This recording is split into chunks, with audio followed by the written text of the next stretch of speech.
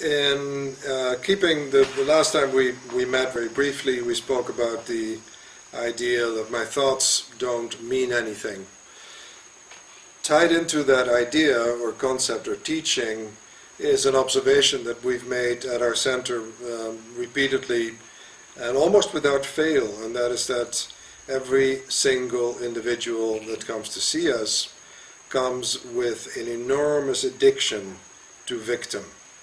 Now, what does an addiction to victim mean? Addiction to victim means that finding myself, seeing myself, perceiving myself as a victim unleashes a feeling. That feeling is caused by a complex mixture, cocktail, if you will, of biochemicals.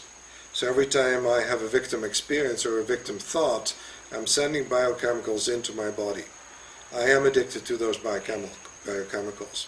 In other words, if I do not continue to see myself as a victim, my body will start screaming and saying, where is it? We need it. And then I'll have a victim thought, which is invariably justified. Having spent a little time on Facebook this morning, I was struck by the number of postings which could only be labeled as victim postings. And the interesting thing about that is that as soon as there's a victim posting, there's 1, 2, 3, 15, 20 comments of people that support the victim position and that state how they too have been victimized and how they understand how the victim in the original story must feel, etc.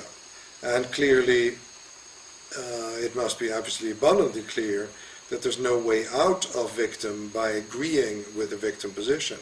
The only way out of victim, from my point of view and from our teaching point of view at the center, is to recognize A, that it's impossible to be a victim, and that's a stretch because that means that I have to take 100% responsibility for everything that I have in my life, 100% responsibility for everything that ever happened in my life. And that's very tough, because we're not brought up to think that way. We're brought up to think, to say, he did this to me and that's why I feel this way.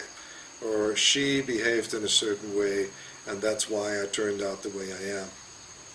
To wind the clock back and say from day zero, I am going to take 100% accountability, responsibility for everything, is tough. It's a difficult decision. And all of us, make no mistake, but all of us have a victim position. All of us walk around blaming. All of us have people that have done things to us. And the radical forgiveness that we talk about at our center and that we practice is the radical forgiveness that recognizing that whatever I think you did to me had no effect. Whatever I think you did to me had no effect on who I truly am. So what we do, we reverse cause and effect. Where the normal thinking of the world states that the world is the cause and I am the effect.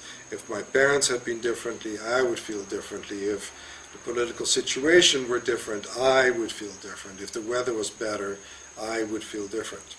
What we teach is the other way around. That how I feel comes from within me. And once I decide that my one purpose and my only purpose is to be happy, then guess what? The world appears to be a happy place. The weather no longer has any effect at all. I welcome rain, I welcome snow, I welcome sun.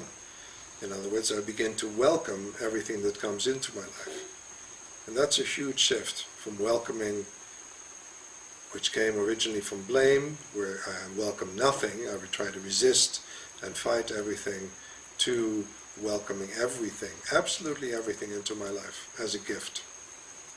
And we'll talk more about that on another occasion. Thank you.